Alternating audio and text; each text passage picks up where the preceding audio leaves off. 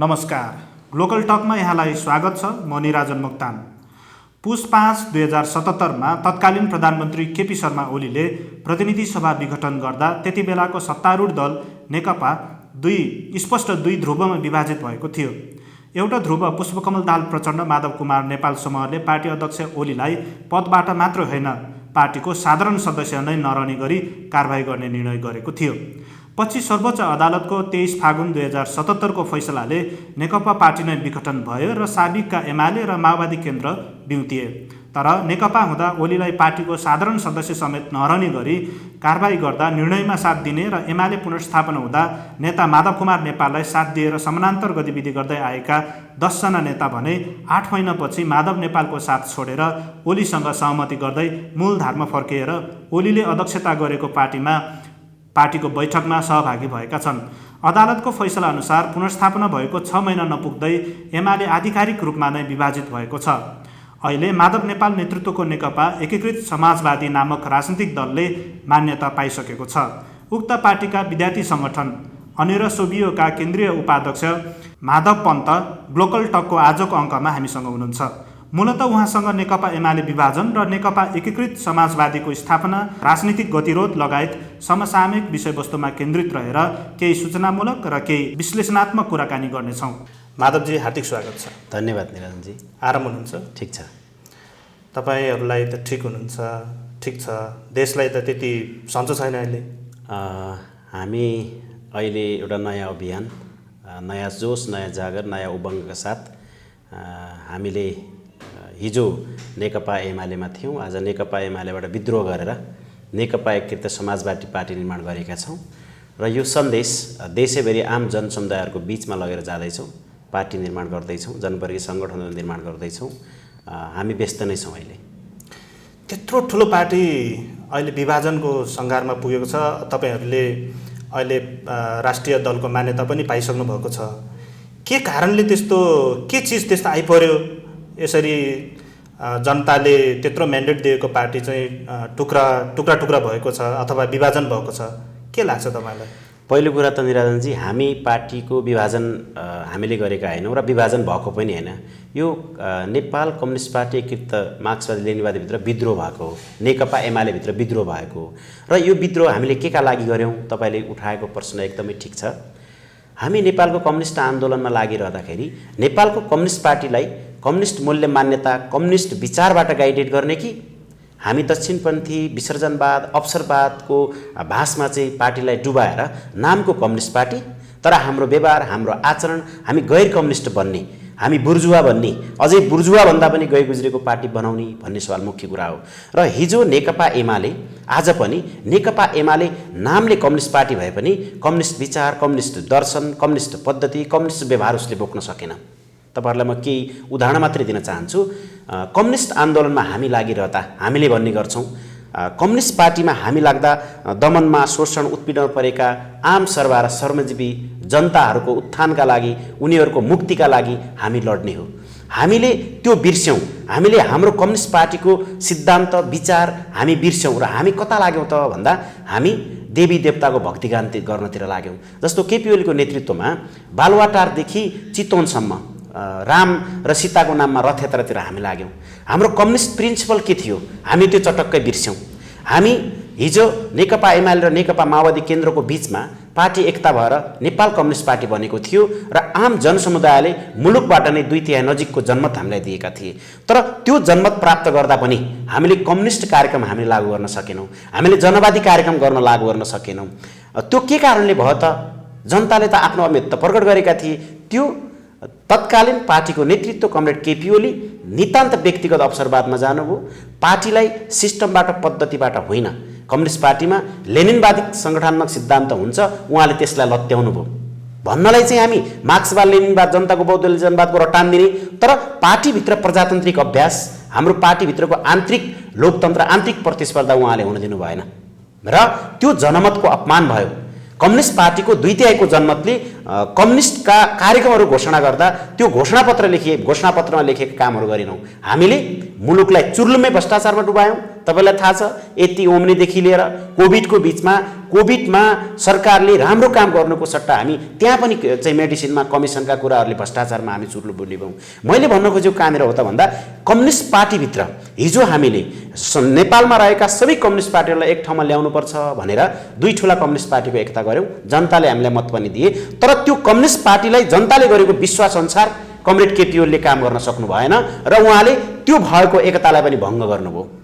Communist party त्यत्रो बहुमत प्राप्त पार्टीलाई दललाई छोडेर अन्य विपक्षी दललाई सहयोग गरेको कारणले गर्दा हामीले छोडेको होइन। यहीँनिर क्लियरिटी म तपाईँलाई दिन चाहन्छु। कम्युनिस्ट पार्टीभित्र स्वयं कार्ल मार्क्स, जसलाई हामीले मार्क्सवादका प्रोपाउन्डर भन्दछौँ, उहाँले पनि कम्युनिस्ट पार्टीको फर्स्ट इन्टरनेसनल निर्माण गर्नुभयो र त्यसमा केही विसर्जनवादीहरू, केही दक्षिणपन्थीहरू हाबी भएका कारणले उहाँले त्यहाँबाट विद्रोह गरेर अर्को सेकेन्ड इन्टरनेसनल गर्नु पर्यो। हिजो पुष्पलालले, जसले 2006 सालमा नेपाल कम्युनिस्ट पार्टीको स्थापना गर्नुभयो, उहाँले नै 26 सालमा गएर विद्रोह गर्नु पर्यो। यी पटक पटक कम्युनिस्ट पार्टीभित्र यस्ता भइरहन्छन्। जस्तो तपाईँले काङ्ग्रेससित किन हामी मिलेर गयौँ त भन्ने विषयमा, कम्युनिस्ट पार्टीमा मार्क्सवादमा द्वन्द्ववादका 3वटा नियम हुन्छन्। त्यसको पहिलो नियम नै हामी विरोधी अर्थात् आफ्ना प्रतिस्पर्धी विरोधी शक्तिहरूसित एकता र प्रतिस्पर्धा गरेर हामी अगाडि बढ्दछौँ। जस्तो हिजो पुष्पलालले पनि वाम लोकतान्त्रिक आन्दोलन, वाम लोकतान्त्रिक शक्तिहरू एक ठाउँमा भएर हामी राजतन्त्रका विरुद्ध, पञ्चायतका विरुद्ध लड्नुपर्छ भनेर एक्सर्साइज गर्नुभयो।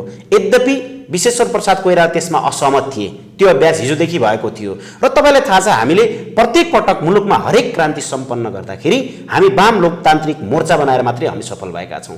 त्यो 2036 साल होला, 46 साल होला, 62-63 को आन्दोलन होला, हामी नेपाली काङ्ग्रेससित मिलेर नै अगाडि गएका छौँ। र यतिखेर पनि हिजो केपी ओलीले पार्टीको विधान मिच्नुभयो, त्यो पार्टीभित्रको सङ्घर्ष थियो। त्यति मात्रै होइन, उहाँले मुलुकको संविधानलाई मिच्नुभयो। उहाँले हिजो जनताको बहुदलीय जनमतमा रहेका विशिष्ट विशेषताहरूलाई पनि उहाँले अवमूल्यन गर्नुभयो र संविधानलाई पटक पटक एकचोटि मात्रै होइन, उहाँले संसद विघटन गर्नुभयो। हामीले आन्दोलन गऱ्यौँ, पुनर्स्थापना भयो, फेरि दोस्रो पल्ट पनि संसद विघटन गर्नुभयो। त्यसकारण हामी हो कम्युनिस्ट पार्टीको हाम्रो नेता त्यति बेलाको अध्यक्षका विरुद्ध हामी लाग्यौँ। किन लाग्यौँ त भन्दा यो मुलुकलाई जोगाउनका लागि, नेपालको संविधान जोगाउनका लागि, नेपालको सार्वभौमसत्तालाई जोगाउनको लागि र नेपालको अखण्डतालाई जोगाउनको लागि, संविधानलाई जोगाउनको लागि, संसदलाई जोगाउनको लागि हामीलाई जनताले 5 वर्षको लागि अभिमत दिएका थिए। हामीले बीचमा नै संसद विघटन गरेर जनताको मतमाथि हामीले खेलवाड गर्नु हुँदैन भनेर हामी त्यहाँ लडेका हौँ र हामी त्यसमा सफल पनि भयौँ। तर आज हामीले विद्रोह गरेको, हामी विभाजन भएको होइन। जसरी हिजो कम्युनिस्ट पार्टीमा विद्रोह हुँदै आए, तपाईँलाई थाहा छ नेपालको कम्युनिस्ट आन्दोलनमा पुष्पलालले नै 5 जना भएर तपाईँको भारतको कलकत्तामा नेपाल कम्युनिस्ट पार्टीको स्थापना गर्नुभयो। आउँदै जाँदाखेरि 2017 सालमा केशरजङ राईमाझी पार्टीको प्रमुख हुँदाखेरि राजदरबारमा कम्युनिस्ट पार्टीलाई बुझाउनु भयो र उहाँ दक्षिणपन्थी भाषमा डुब्नुभयो। त्यो एउटा नेपाल कम्युनिस्ट आन्दोलनभित्र भएको प्रतिगमन थियो र त्यसपछि साना साना टुक्रामा रहेको कम्युनिस्ट आन्दोलन 26 सालतिर आएर पुष्पलालको समूह एउटा बन्यो।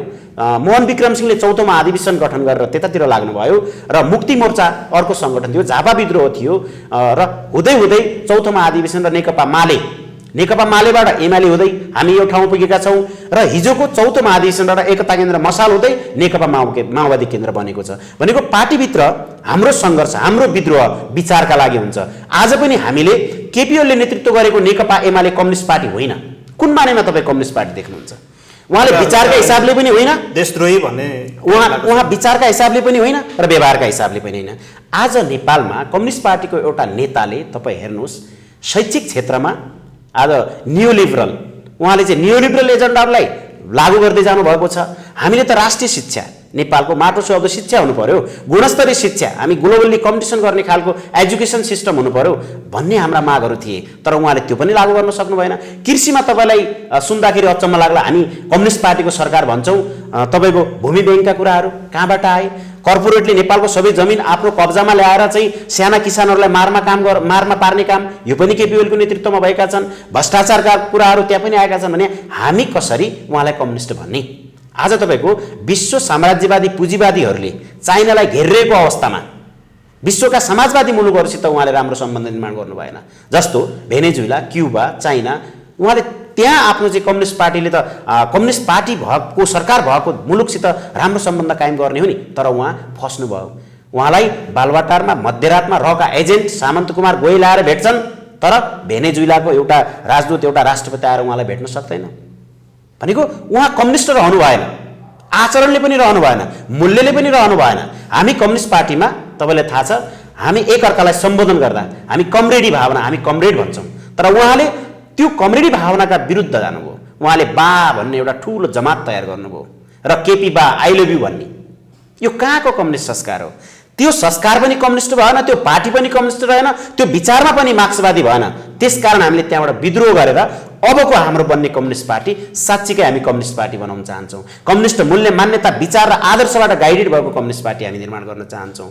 हामी लोक कल्याणकारी अर्थात् सामाजिक उत्तरदायित्व भएका हामी कार्यक्रमहरू गर्न चाहन्छौँ। जस्तो तपाईँलाई थाहा छ, आज हामी निकट युवा सङ्घ पिपुल्स भोलिन्टियरले कहिले टिचिङ हस्पिटलमा, कहिले त्रिभुवन विश्वविद्यालयमा सरसफाइ कार्यक्रमहरू गरिरहेको छ। 1 महिनामा 2 दिन 2 घण्टा राष्ट्रका लागि भनेको छ। हामीले अखिल फोर्स निर्माण गरेर अनिरा सुब्यूले शैक्षिक संस्थाभित्र रहेका विभिन्न खालका विकृतिहरूका विरुद्ध हामीले लड्दैछौँ। आज जनमुखी कार्यक्रमहरू ल्याउनु पर्यो भनेर अहिलेको सरकारलाई, यो गठबन्धनको सरकारलाई हामी भनिरहेका छौँ। त्यसकारण कम्युनिस्ट पार्टी हाम्रो लक्ष्य भनेको त वैज्ञानिक समाजवाद हो नि।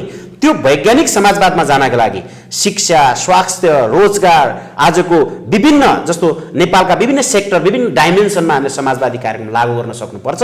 त्यो हिजो नेकपा एमाले सकेन, हामी विद्रोह गऱ्यौँ र अब नेकपा एकीकृत समाजवादीको नेतृत्वमा यो मुलुकमा रहेका अरू कम्युनिस्ट पार्टीहरू पनि एक ठाउँमा आएर साँच्चीकै कम्युनिस्ट पार्टी निर्माण गर्छौँ। र नेपालमा जसरी हिजो दुईटा नेकपा एमाले र माओवादी केन्द्र एक हुँदाखेरि विश्वका मान्छेहरू चकित बनेका थिए कि नेपालमा कसरी चाहिँ शान्तिपूर्ण तरिकाले 2/3 जनमत प्राप्त गर्छ भनेर विश्वले हेरिरहेको थियो। तर त्यो केका लागि रहेछ त भन्दा त्यो सीमित स्वार्थका लागि रहेछ। जस्तो केपी ओलीले आफू प्रधानमन्त्री बन्नुभयो, विद्या भण्डारीलाई राष्ट्रपति बनाउनु भयो, केही मान्छेहरूलाई नियुक्ति दिनुभयो, मन्त्री आफ्नो कोर्टको खल्तीबाट गोजीबाट निकालेर फरमानका आधारमा नियुक्तिहरू दिनुभयो। त्यसकारण आज एकता रहन सकेन, एकता टिक्न सकेन। त्यो विचारमा एकता भएको थिएन। उहाँले भोग्दै गरेको जनताको बौद्धले जनवाद त्यहाँ हरायो, त्यहाँ छोड्नु भयो उहाँले। आज आएर उहाँले रटान दिँदै हुनुहुन्छ। त्यसकारण हिजो पार्टी एकता हुँदाखेरि, विचारको आधारमा एकता नहुँदाखेरि कम्युनिस्ट पार्टीभित्रको एकता भङ्ग भयो।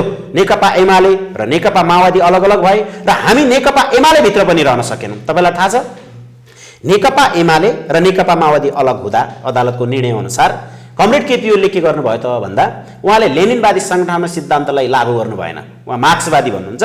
उहाँले तुरुन्तै बालुवाटारमा बैठक बसाएर केही माओवादीका नेताहरूलाई पार्टीको स्थायी कमिटीदेखि लिएर कमिटीमा राख्नुभयो। 1500 जनाको नेकपा एमालेको कमिटी बनाउनु भयो। तर उहाँसँगकै समकालीन उहाँहरूको नेता जसले उहाँलाई सँगसँगै डोर्याएर ल्याउनु भयो, जसले नेपाल कम्युनिस्ट पार्टी माले हुँदै एमाले निर्माण गर्नुभयो, उहाँहरूलाई पनि बाइपास गर्दै मनोमानी ढङ्गले कमिटी फर्मेसन गर्नुभयो। त्यहाँबाट कन्फ्लिक्ट भयो। बैठक बोलाउनका लागि comrade Madhav Nepal, comrade JN Khanal लगायत वामदेव गौतम लगायतका नेताहरूले निवेदन दिँदाखेरि पनि उहाँले बैठक बोलाउनु भएन। भनेको व्यक्तिगत कम्युनिस्ट पार्टीमा नेता प्रधान हुँदैन, नीति प्रधान हुन्छ। कमरेड पुष्पलाल श्रेष्ठले यही भन्नुभएको छ। तर उहाँ नेता प्रधान बन्नुभयो र आफ्ना चाहिँ आसेपासे आफ्ना चाकरीबाजहरूलाई पार्टीमा जिम्मेवारी दिनुभयो। त्यहाँदेखि हाम्रो चाहिँ अन्तरसङ्घर्ष पार्टीमा चाहिँ एकदमै मौलायो र हामीले फेरि पनि भनेका थियौँ। कमरेड माधव नेपालले भन्नुभयो पार्टीभित्रै अन्तरसङ्घर्ष गरौँ हामी। तर त्यो भन्दाखेरि पनि आज तपाईँले चाहिँ यो दोस्रो जेनेरेसनका नेताहरू हुनुहुन्छ जो हिजो माधव नेपाललाई नयाँ पार्टी निर्माण गर्नुपर्छ भनेर उत्साहित गर्नुभयो, तर अन्तिममा गएर उहाँ केपी ओलीकै पार्टीमा जानुभयो। हिजो उहाँले त्यहाँ विचारमा स्खलन देख्नुभयो, हिजो उहाँले व्यवहारमा स्खलन देख्नुभयो, त्यो कम्युनिस्ट पार्टीलाई बुर्जुवा कम्युनिस्ट पार्टी देख्नुभयो, तर आज त्यो क्रान्तिकारी पार्टी देख्नुभयो र उहाँ उता जानुभयो। तर हामीले विद्रोह गऱ्यौँ। हामीले भन्यौँ साँच्चीकै नेपालमा शोषणमा, दमनमा, उत्पीडनमा रहेका जनताको मुक्तिको लागि कम्युनिस्ट फिलोसोफी बोकेको पार्टी नेकपा एकीकृत समाजवादी हुनुपर्छ र हुन्छ भनेर हामी अहिले अगाडि बढेका छौँ। अहिले दोस्रो तहको नेताहरू छन् जुन जतिखेर माधव नेपाललाई उक्साउनेदेखि लिएर नयाँ पार्टी खोल्नुपर्छ भन्नेसम्मको हरेक क्रियाकलापहरूमा सहभागी थियो। पछि जब पार्टी निर्माण गर्नुपर्ने अथवा पार्टी दर्ताको प्रोसेसमा जाँदाखेरि दोस्रो तहका नेताहरूले कसैले पनि साथ दिएन। अब उनीहरूको कुरा चाहिँ के छ भने माधव कुमार नेपालले पार्टी गठन गर्ने बेलामा सल्लाह लिएन अथवा सल्लाह गरेन भन्ने कुरा आइरहेछ नि, के हो खासमा? तपाईँलाई थाहा छ यो पार्टी नयाँ पार्टी निर्माण गर्नुपर्छ भनेर सबैभन्दा बढी कमरेड माधव कुमार नेपाललाई उस्काउने उहाँहरूले हुनुहुन्थ्यो। र दोस्रो जेनेरेसन भन्दाखेरि तपाईँहरूले मिडियाका साथीहरूले पनि दोस्रो जेनेरेसन भनेको उहाँहरू 10 जना मात्रै हो त? हाम्रो पार्टीभित्र दोस्रो जेनेरेसनका नेताहरू थिएनन् त? छन्। हिजो राजेन्द्र पाण्डे उपाध्यक्ष लडेर नेकपा एमालेमा हार्नु भएको थियो, आज हाम्रो पार्टीमा हुनुहुन्छ। बेदुराम भुसाल कमरेड हाम्रो पार्टीमा हुनुहुन्छ। यो पार्टीको स्थापना गर्दाखेरि निकै दुःखका साथ यो पार्टीलाई यहाँसम्म पुर्याउने कमरेड माधव कुमार नेपाल, जेएन खनाल, वामदेव गौतम, मुकुन्द नेउपाने उहाँहरू हामीसित हुनुहुन्छ। दोस्रो पुस्ताको नेताहरू पनि हामीसित हुनुहुन्छ र हामीले के भनेका छौँ भने अब यो पार्टीलाई अगाडि बढाउनको लागि पुरानो पुस्ताको नेताहरू पनि होइन, दोस्रो पुस्ता पनि होइन, पहिलो पुस्ता छ, ठिक छ, तेस्रो पुस्ता तयार भइसक्यो नि। आज नेपालमा युवाहरूको सङ्ख्या कति छ? युवाहरूलाई केन्द्रीय कमिटीमा किन चाहिँ तपाईँको इन्कर्पोरेट नगर्ने? हामी केन्द्रीय कमिटीमा बसेर काम गर्न तयार छौँ। देशैभरि यो पार्टीलाई, एकीकृत समाजवादी पार्टीलाई पहिलो पार्टी बनाउने युवा शक्ति हामी वैचारिक हिसाबले, साङ्गठनिक हिसाबले, व्यवहारिक हिसाबले हामी मैदानमा जान तयार छौँ। हाम्रो अभिभावक बन्ने हो comrade Madhav Kumar Nepal, comrade JN Khanal, comrade Vamdev Gautam, उहाँहरू हाम्रो अभिभावक हो। हामी मैदानमा जाने हो अब, किन भन्दा हाम्रो उमेर समूहका युवाहरू धेरै छन्, उहाँहरूलाई प्रशिक्षित गर्ने हो। कम्युनिस्ट पार्टी के हो, कम्युनिस्ट पार्टीका आधारभूत मूल्य र मान्यताहरू के हुन्, यो कुरा सिकाउन जरुरी छ। हामी कम्युनिस्ट पार्टीको नेता हुने तर बुर्जुवा शैली अपनाउने, व्यक्तिवाद, विसर्जनवाद, अवसरवाद हामीमाथि हाबी हुने, हामी कम्युनिस्ट बन्न सक्दैनौँ। त्यसकारण हामीले भनेका छौँ अब नेपालको कम्युनिस्ट आन्दोलनलाई हामीले नेतृत्व गर्नुपर्छ, युवाहरूलाई सङ्गठित गर्नुपर्छ। देशैभरि सबै जिल्लाहरूमा, सबै प्रदेशहरूमा, सबै पालिकाहरूमा गएर हामी पार्टी निर्माण गर्न सक्छौँ र हामीसित 101 राम्रा मार्क्सवादी ज्ञान भएका, आलोचनात्मक चेत भएका, क्रान्तिकारी चेत भएका, कम्युनिस्ट आचरण भएका, लेनिनवादी सङ्ग्रामक सिद्धान्त बुझेका नेताहरू हुनुहुन्छ, युवाहरू हुनुहुन्छ। त्यसकारण हामी यो पार्टीलाई नेपालको कम्युनिस्ट आन्दोलनको मेन स्ट्रिम पार्टी बनाउन चाहन्छौँ। हामी सङ्ख्याको हिसाबले होइन, सङ्ख्याको हिसाबले केही फरक पर्दैन। हामी जति हुन्छौँ हामी कम्युनिस्ट विचारबाट गाइडेड हुन्छौँ, कम्युनिस्ट मूल्य र मान्यतामा हिँड्छौँ र हामी वैज्ञानिक समाजवादको बाटोमा हिँड्छौँ। वैज्ञानिक समाजवादमा पुग्ने बाटो तय गर्छौँ। हाम्रो घोषणापत्र बनेको छ, हाम्रा केही अरू पनि पार्टीका एजेन्डाहरू बन्दैछन्, हामी कसरी अगाडि बढ्ने भन्ने विषयमा त्यो हाम्रो नेतृत्वले गरिरहेको छ। त्यसकारण सेकेन्ड जेनेरेसनको केही नेताहरू आएनन् भन्दैमा हाम्रो आन्दोलन कमजोर हुँदैन। बरु ती नेताहरूलाई म यहीबाट पनि भन्न चाहन्छु, उहाँहरूको त न माथि नेता रहनुभयो, न उहाँको तल काम गर्ने सिपाहीहरू कार्यकर्ता रहनुभयो। त्यहाँ गएर पनि जस्तो अस्ति माधव नेपाल कमलले आह्वान गर्नुभएको छ, दोस्रो पुस्ताको नेताहरू आउनुहोस्, नेतृत्व गर्नुहोस्, म छोड्न तयार छु। उहाँहरूलाई अवसर हो। मलाई लाग्छ त्यहाँ केपी ओलीको नेतृत्वमा रहेको पार्टीमा उहाँ टिक्न सक्नुहुन्न। त्यहाँ व्यक्तिवाद हाबी छ, त्यहाँ कम्युनिस्ट नामको पार्टी मात्रै हो, कम्युनिस्ट आचरणहरू छैनन्। त्यसकारण उहाँले आउने यतै हो, उहाँ सुध्रिनु भयो भने यतै आउने हो र उहाँ पनि दक्षिणपन्थी बासमा डुब्नुहुन्छ, अवसरवादमा डुब्नुहुन्छ भने हामीले भन्नु केही छैन। हामी आफ्नो रफ्तारमा, रेल चलिसकेको छ, रेल कुद्यो, स्टेसनबाट छुट्यो, अब हामी हाम्रो गन्तव्यमा पुग्छौँ। योगेश भट्टराईले ट्विटमा लेखेका छन्, त्यस्तै दोस्रो पुस्तालाई अगाडि नै सार्ने हो भने आफूसँग भएको नेताहरूलाई अगाडि सार्दा भइहाल्ने। एकदमै राम्रो। हामीसित 101 नेता हुनुहुन्छ, अर्को मान्छे अगाडि सर्छन्। योगेश भट्टराई आउनु भएन भने उहाँ हाम्रो सम्माननीय आदरणीय नेता हो, अर्को मान्छे हामी अगाडि बढाउँछौँ। हामीसित नेताहरू 101 नेताहरू छन्, तपाईँलाई नामै पनि हामी भन्न चाहन्छौँ। दोस्रो जेनेरेसनकै, तेस्रो जेनेरेसनकै, जसले मार्क्सवाद बुझेको छ, लेनिनवाद बुझेको छ, जसले कम्युनिस्ट आचरण शैली बुझेको छ र विश्वमा समाजवादी क्रान्ति भएका देशहरूको अनुभव सगालेका नेताहरू हामीसित छन्। उहाँहरूको अब्सेन्टमा हामी अगाडि बढ्न सक्दैनौँ भन्ने होइन। केपी ओली समूहबाट उहाँहरू पछि फर्किनुभयो भने कस्तो अवस्था? उहाँ पार्टीमा फर्किनुहुन्छ भने जिम्मेवारी पाउनुहुन्छ, अगाडि बढ्नुहुन्छ, हाम्रो नेता हो, हामीले उहाँलाई नेता मान्छौँ। माधवगणले भन्नुभएकै छ, खुल्ला छ। हाम्रो पार्टीमा नेकपा एमालेबाट मात्रै होइन, नेकपा एमाले, माओवादी केन्द्र, जनमोर्चा, नेमकिपा, नेकपा माले, कम्युनिस्ट पार्टीबाट अर्थात् अरू पार्टीबाट पनि हाम्रो विचारलाई आत्मसात गर्न सक्ने सम्पूर्ण युवा नेतादेखि लिएर पार्टीमा काम गर्दै गरेका विद्यार्थीहरू हामी सबैलाई हामी पार्टीमा आबद्ध गर्न चाहन्छौँ। जस्तै मात्रै तपाईँहरूको नेता प्रदीप नेपालले, माधव नेपालले चाहिँ एकदमै झेली काम गर्यो होइन, अब भनेर अब उहाँको नेतृत्वमा नबस्ने भनेर यो मिडिया, यो आज मिडियाहरूले विभिन्न कुराहरू लेख्छन्, तर त्यो अथेन्टिक नहुँदासम्म हामीले विश्वास गर्नु हुँदैन। उहाँ प्रदीप नेपाल हाम्रो आदरणीय नेता हो, उहाँले यो पार्टी निर्माण गर्नुभएको हो।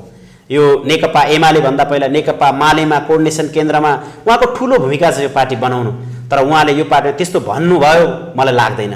अस्ति मात्रै नेकपा एकीकृत समाजवादी पार्टी 9 गते हामी निर्वाचन आयोगमा हुँदाखेरि उहाँ अस्वस्थ हुनुहुन्छ, उहाँको स्वास्थ्य लाभको कामना पनि गर्न चाहन्छु। उहाँ त्यहाँ आउनुभएको थियो र उहाँले शनाखत गरेर जानुभएको छ। उहाँले त्यस्तो भन्नुभयो भन्ने कुरामा म विश्वास गर्दिनँ। उहाँ हामीसँगै हुनुहुन्छ। अब तपाईँहरू अब राजनीतिक दलले मान्यता पाएसँगै अब कसरी अगाडि बढ्नुहुन्छ? अब गठबन्धनलाई नै अगाडि बढाउनुहुन्छ कि अथवा तपाईँहरू पार्टी एकीकरण गरेर अगाडि बढ्नुहुन्छ? अब यसमा क्लियर कुरा म आम जनसमुदायहरूलाई जसले यो ग्लोबल प्लेटफर्म ग्लोबल टक हेरेर बस्नुभएको छ उहाँहरूलाई भन्न चाहन्छु, नेकपा एकीकृत समाजवादी पार्टी कुनै पार्टीसित हामी तत्काल हाम्रो एकीकरण हुँदैन। हामी हाम्रो विचारलाई र हाम्रो सङ्गठनलाई द्रुत गतिमा मुलुकभरि नै विभिन्न जनसङ्गठनहरू छन्, हाम्रा पार्टी कमिटीहरू छ, हामी पार्टी कमिटी निर्माण गरेर हाम्रो पार्टीलाई स्थापित गराउन चाहन्छौँ।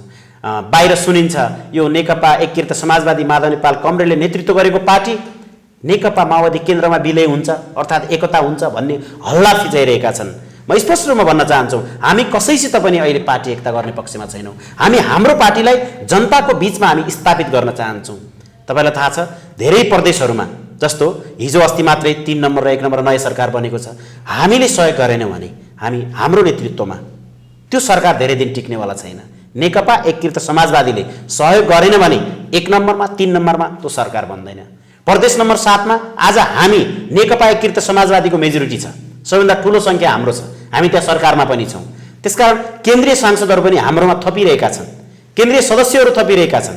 भनेको यो पार्टी विशाल पार्टी बन्नेवाला छ। किन त भन्दा यसमा अनुभवका हिसाबले कमरेड माधव नेपाल जसले लामो समय यो पार्टी हिजो मदन भण्डारीको अप्सनमा पनि मदन भण्डारीको हत्या गरिएपछि उहाँले यो पार्टीलाई निरन्तर नेतृत्व गर्नुभयो र यो ठाउँमा पुर्याउनु भयो। कमरेड जेएन खनाल जसले पार्टीको नेतृत्व पनि गर्नुभयो, प्रधानमन्त्री पनि बन्नुभयो र यो पार्टीमा धेरै कार्यकर्ताहरू आज जेएन खनाल कमरेड माधव नेपाल भनेर लागेका कार्यकर्ता छन्। उहाँको शैलीका कारणले पनि उहाँले कार्यकर्ताको बिचमा घुलमिल हुने साँच्चीकै कम्युनिस्ट नेताको भावना र त्यो सेन्टिमेन्टका आधारमा अगाडि जान सक्ने विचारबाट गाइडेड भएका नेताहरू भएका कारणले पनि हाम्रो सङ्गठन निर्माण हुन्छ। उहाँहरू मात्रै होइन, युवा पुस्ता यति हाम्रो सङ्गठनमा आज लालायित भइरहेको छ। तपाईँको मास्टर्स ब्याचलर्स डिग्री होइन पिएचडी गरेका होइन बाहिरबाट चाहिँ पिएचडी सकेर पनि आएका उहाँहरू राजनीति गर्न चाहनुहुन्छ। उहाँहरूको एजेन्डा सामाजिक उत्तरदायीको एजेन्डा हो। उहाँ मार्क्सवाद बुझेको मान्छेहरू हुनुहुन्छ र उहाँले पार्टीमा काम गर्ने इन्ट्रेस्ट देखाइरहनु भएको छ। जस्तो अनिरा सुब्यू, हामी आज देशैभरि सबै जिल्लाहरूमा अनिरा सुब्यूको कमिटीमा हिजो हामी आबद्ध भएको जति साथीहरूलाई आबद्ध गरेका थियौँ आज द्रुत गतिमा सङ्ख्या वृद्धि भइरहेको छ। यो पार्टी ठिक रहेछ। किन भन्दा हाम्रो हिजो पार्टीको अध्यक्ष केपी ओली प्रधानमन्त्री हुँदा पनि लोकतन्त्र, संविधान, संसदका लागि हामी लडेका छौँ नि त। किनभने हामीले जनताको बहुदलीय जनमत पढेका छौँ। त्यसको विशेषताको पहिलो नम्बरमै संविधानको सर्वोच्चता भनेको छ। त्यो संविधानको सर्वोच्चताको हामी रटान दिने तर संसदको घाँटी निमोट्ने त्यो त गर्न मिलेन। त्यसका विरुद्ध हामी वाम लोकतान्त्रिक मोर्चा बनाएर हामी अगाडि बढ्यौँ र तत्काल हामी वाम लोकतान्त्रिक मोर्चा गठबन्धनको सरकार अगाडि बढेको छ र नेकपा एकीकृत समाजवादी पनि सरकारमा जान्छ। हामी यसरी अगाडि बढ्छौँ। पार्टीको एकता हुँदैन, कार्यगत एकता हुनसक्छ, चुनावमा एलायन्स बन्न सक्छ, तर पार्टी एकता हुँदैन। पार्टी एकताका लागि धेरै विचार बहसहरू मन्थनहरू हुन्छन्। किनभने हिजो हामीले देखेका छौँ नि त 2075 साल जेठ 3 गते के भयो हामीले देखेका छौँ। पार्टी एकता भयो तर त्यो विचारका आधारमा विचारबाट गाइडेड थिएन, त्यो व्यक्तिगत स्वार्थमा केन्द्रित थियो, त्यो कम्युनिस्ट विचार कम्युनिस्ट फिलोसोफीमा आधारित थिएन। त्यसकारण त्यो टिक्न सकेन। अब हामी त्यस्तो खालको एकता गर्दैनौँ। त्यसका लागि केही समय विमर्शहरू विचारहरू हुन्छन्। तत्काल हामी पार्टीलाई स्थापित गर्ने बाटोमा हामी जान्छौँ। हाम्रा नेता कार्यकर्ताहरू लगत्तै हाम्रो राष्ट्रिय सम्मेलन हुन्छ, त्यसबाट जिम्मेवारी लिएर गाउँ गाउँ टोल टोल बस्ती बस्ती बुथ बुथमा जान्छौँ। चैत्रमा चुनाव आउँदैछ। हामीले भनेका छौँ अबको निर्वाचनमा पहिलो शक्ति नेकपा एकीकृत समाजवादी बन्नुपर्छ।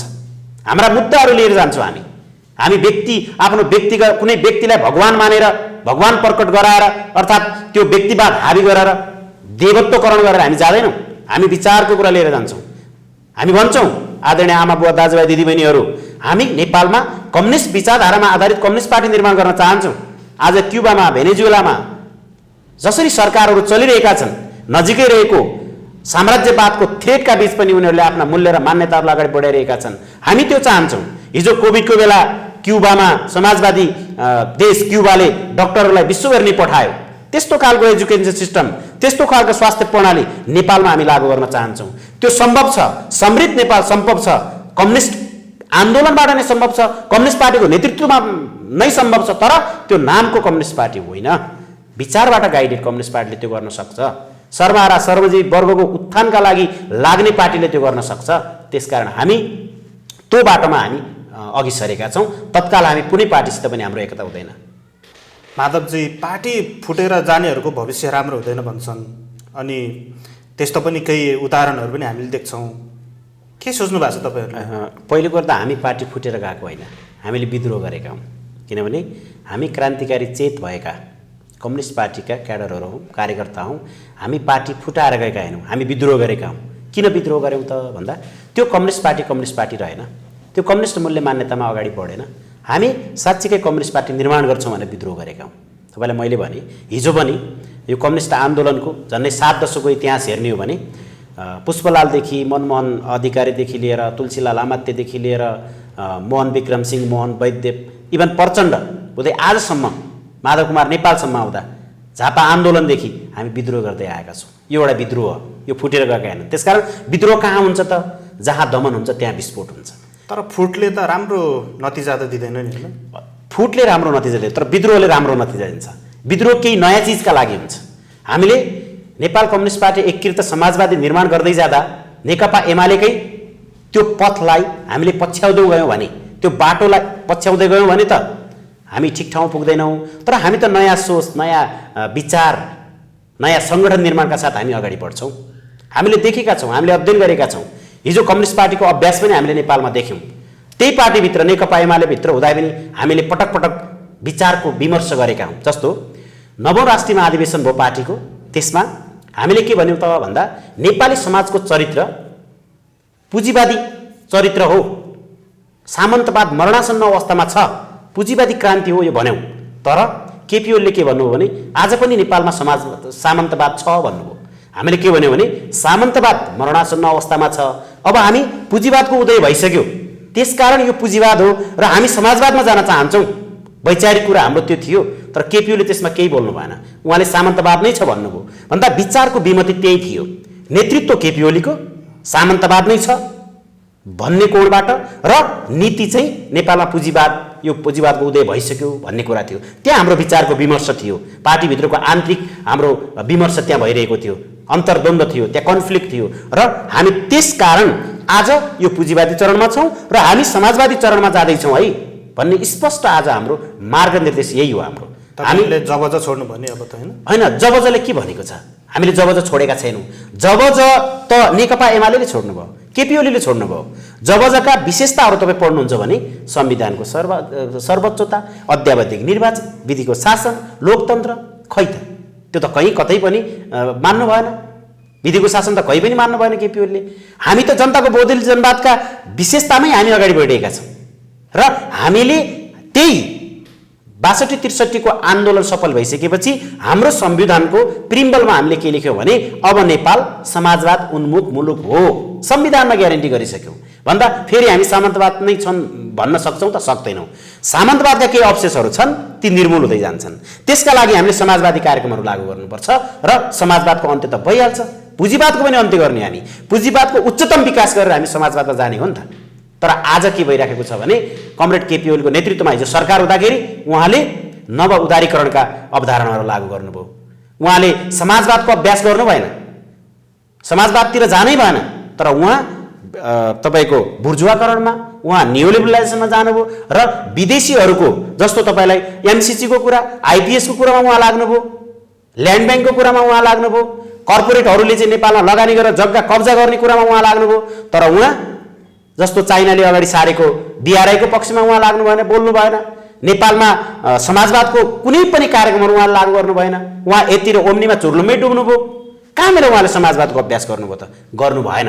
त्यसकारण त्यो समाजवादको अभ्यास नगरेका कारण आज पार्टीभित्र विभाजन भयो। हिजो नेकपा त्यति ठुलो पार्टीले जनताको अभिमत अनुसार काम गर्न सकेन, दुईटा पार्टी विभाजन भए। जनताको अपेक्षा अनुसार काम मात्रै होइन, उहाँले त संविधानलाई नै कोल्याप्स गर्ने, संसदलाई नै विघटन गर्ने, विधिको शासन नै कोल्याप्स गर्ने। त्यो भइसके पछाडि कहाँ हामी कम्युनिस्ट आचरण देख्यौँ त? कहाँ जबजका आचरण देख्यौँ त? तपाईँको बालुवाटारदेखि चितवनमा राम मन्दिर बनाउने कुरा त्यो कम्युनिस्ट आचरणभित्र पर्छ? सर्वहारा सर्वजीवी जनताहरूले खान पाएका छैनन्। कोभिडको मारमा कति मान्छेहरूले ज्यान गुमाउनु पर्यो? त्यही पनि मेडिसिनमा कमिसन गर्ने, त्यो कम्युनिस्टको मूल्य मान्यता, कम्युनिस्टको विचार त्यो जबजको विचार हो? थिएन। तर हामी त्यो कम्युनिस्ट विचारधारा मार्क्सवाद लेनिनवाद नै हाम्रो मार्गदर्शक सिद्धान्त हो। त्यही अनुसार हामी अगाडि जान्छौँ र साँच्चीकै नेपाललाई हामी वैज्ञानिक समाजवादमा पुर्याउने लक्ष्यका साथ हामी नेकपा एकीकृत समाजवादीलाई अगाडि बढाउँछौँ। नेकपा एमाले र नेकपा एकीकृत समाजवादी पार्टीमा के फरक छ त अब? त्यही कुरा मैले पहिला पनि भने फेरि पनि दोहोऱ्याएको छु, धेरै फरक छ। नेकपा एमाले नामको मात्रै कम्युनिस्ट पार्टी हो। नेकपा एकीकृत समाजवादी साँच्चीकै कम्युनिस्ट पार्टी बन्न चाहन्छ। हामी समाजमा रहेको दमन शोषण उत्पीडनलाई अन्त्य गर्न चाहन्छौँ। सर्वहारा सर्वजीवी वर्गको अधिनायकत्व स्थापनाका लागि हामी लाग्छौँ, जो मार्क्सवादको मूल मान्यता हो। हिजो अहिले पनि एमाले के गरिरहेको छ तपाईँहरूले देख्नु भएको छ त? विधिको शासन एमालेको नेतृत्वमा सरकार हुँदाखेरि हामीले पायौँ। हिजो नेकपा हुँदा त्यो म्यानिफेस्टो लेखेको घोषणापत्रलाई कार्यान्वयन गर्नुभयो, उहाँहरूले गर्नु भएन। नेकपा एमाले विचारमा पनि स्खलित, कम्युनिस्ट पार्टी नै रहेन, कम्युनिस्ट भन्न पनि लाजै लाग्ने भयो र व्यवहारमा पनि तादम्यता आएन। व्यवहार केपी बा भन्नुपर्ने, विचारमा राम मन्दिर निर्माण गर्ने। उहाँ कम्युनिस्ट आचरण र त्यो विचारधाराबाट, त्यो मार्क्सिजमबाट, त्यो लेनिनिजमबाट उहाँ गाइडेड हुनु भएन। कमिटीभित्र आन्तरिक प्रतिस्पर्धा हुन्छ। कमिटीका मेजर सदस्यहरूले निवेदनै लेखेर कमिटीको बैठक बसौँ भन्दा उहाँले बालुवाटारमा आफू अनुकूलका आफ्नो गुटका मान्छेहरूलाई बोलाएर बैठक गर्दाखेरि त्यो कम्युनिस्ट पार्टीभित्रको प्रजातन्त्र लोकतन्त्र हुन्छ? होइन, त्यो कम्युनिस्ट पार्टी नै रहेन। साधारण सदस्य नरहने गऱ्यो त तपाईँ हो। तर हामी यहाँ कसरी गर्यौँ त? हामीले एकजना व्यक्तिले गरेको छ, कमिटीको बहुमतले गर्न पाउँछ। तर हामी कम्युनिस्ट मूल्य र मान्यताको अभ्यास गर्न चाहन्छौँ एकीकृत समाजवादी पार्टी। र हामी व्यक्तिवाद, गुटवाद, त्यो अहङ्कार, त्यो दम्भ, त्यो घमण्ड शक्तिमा पुगेपछि कम्युनिस्ट मूल्य मान्यतालाई विचलन हुने खालको हामी त्यस्ता खालका क्रियाकलाप हामी गर्दैनौँ। हामी साँच्चीकै कम्युनिस्ट मूल्यमा अडिएर यो मुलुकलाई, समाजमा रहेको विभेदको अन्त्य गर्न चाहन्छौँ, समतामूलक समाज निर्माण गर्न चाहन्छौँ, स्वतन्त्रता सहितको समानता भएको साम्यवादमा पुग्न चाहन्छौँ। हामी समाजवादको बाटो भएर साम्यवादमा पुग्न चाहन्छौँ, जहाँ वर्गरहित समाज हुन्छ, जो एकदमै विकसित उन्नत समाज हुन्छ, मान्छेको अन्तर्राष्ट्रिय जाति हुन्छ। हामी भेदभाव गर्दैनौँ, मान्छेको अन्तर्राष्ट्रिय जात हुन्छ भन्छौँ हामी, महिला र पुरुष। ती खालका अभ्यासहरू भए त केपीओलीको नेतृत्वमा? भएन। त्यसकारण त्यो कम्युनिस्ट पार्टी थिएन, यो कम्युनिस्ट पार्टी बन्दैछ, यो कम्युनिस्ट पार्टी हो। यही फरक छ। त्यत्रो खाइपिआएको 2/3 भन्दा बढी मत पाएको नेकपाको सरकार अहिले छिन्न भिन्न अवस्थामा छ। यो स्थितिमा आउँदाखेरि तपाईँलाई कस्तो महसुस भइराखेको छ? त्यही हामीलाई दुःख लागेको छ। हिजो 2/3 सरकार थियो, त्यसको सही प्रयोग गर्न सकेनौँ। गलत व्यक्तिको नेतृत्व भइसके पछाडि कम्युनिस्ट आन्दोलन नै कोल्याप्स भयो, विभाजित भयो। त्यही भएर आज हामी हिजो कम्युनिस्ट पार्टीलाई 2/3 दिए जनताहरूले जुन अपेक्षा अनुसार काम गर्न सकेन, आज हामी कम्युनिस्ट पार्टीको पुनर्गठन गर्दैछौँ। विचारका हिसाबले, व्यवहारका हिसाबले, मूल्य मान्यताका हिसाबले। भोलि यो सरकार, अहिलेको गठबन्धनको सरकारलाई पनि हामीले सुझाव दिइरहेका छौँ, खबरदार, हिजो कम्युनिस्ट पार्टीको नाममा भएको सरकारले जुन व्यतीति, जुन कम्युनिस्ट सिद्धान्तबाट च्युत भएर बुर्जुवाकरण, नवउदारीकरण गर्यो, अहिलेको सरकारले, इभन वाम लोकतान्त्रिक गठबन्धन छ, हामीले हाम्रा कार्यक्रमहरूको प्रायोरिटी राखेर हामीले त्यसको एजेन्डाहरू बनाउनुपर्छ, नीतिहरू ल्याउनुपर्छ, त्यो अनुसार अगाडि बढ्नुपर्छ। न कि हामी बुर्जुवाकरण गर्ने, समाजमा रहेको विभेदको अन्त्य नगर्ने, झन् त्यो विभेदलाई अझै गहिराइमा लैजाने, धनी धनी हुँदै जाने, गरिब गरिब हुँदै जाने, त्यस्तो खालको होइन है। समाजमा समानता चाहिन्छ।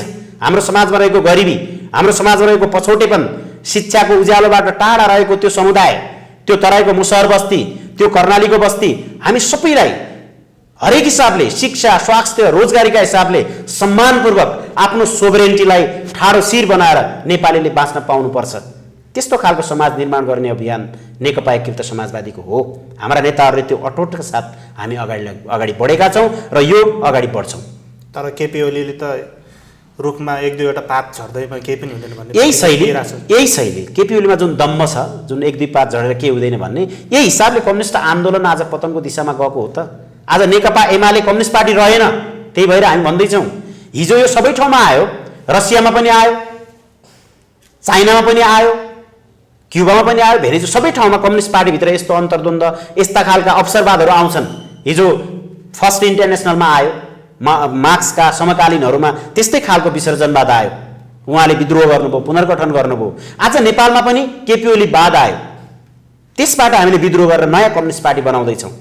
यसमा अरू पनि कम्युनिस्ट पार्टीहरू आउनुहुन्छ बिस्तारै। तपाईँहरूसँगै नजिक भएको नेताहरू केपी ओलीको पक्षधर अथवा उहाँको पार्टीतिर अथवा उहाँको समूहतिर लागिराखेको छ। तपाईँको व्यक्तिगत रूपमा तपाईँलाई चाहिँ कस्तो लागिराखेको छ? अब के नेकपा एमाले कस्तो हुन्छ होला? नेकपा एमाले कम्युनिस्ट पार्टी रहेन र रहँदैन पनि। नेकपा एमाले बुर्जुवा पार्टी बन्छ, नेकपा एमाले नव उदारीकरण विश्व साम्राज्यवादको एउटा नायके बन्छ, जस्तो नेपालको संविधानलाई कोल्याप्स गर्ने, संसदलाई विघटन गर्ने कुरा हरेक धेरैवटा देशमा हामीले अध्ययन गरेका छौँ। तपाईँलाई थाहा छ आज विश्वमा कम्युनिस्ट आन्दोलन निकै डिफेन्सिभ बनेको छ।